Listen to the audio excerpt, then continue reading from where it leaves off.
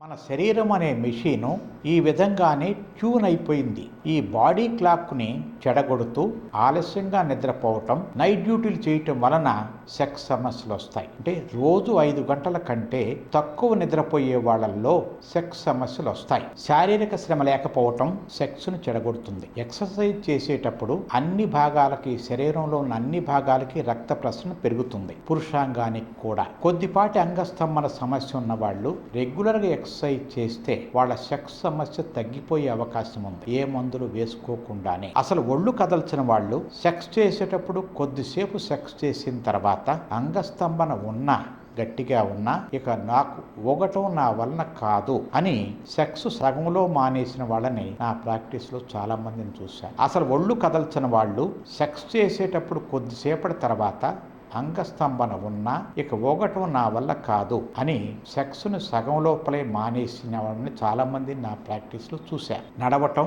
పరిగెత్తటం, ఆటలాడటం ఇటువంటి మామూలు ఎక్సర్సైజెస్ రెగ్యులర్గా చేస్తే చాలు. సెక్స్ సామర్థ్యం రావటానికి 6 ప్యాక్లు మిస్టర్ ఇండియాలో అవసరం లేదు. ఈ విధంగా అధికంగా ఎక్సర్సైజ్ చేసిన వాళ్ళల్లో కూడా సెక్స్ సమస్యలు కొత్తగా తయారవుతాయి.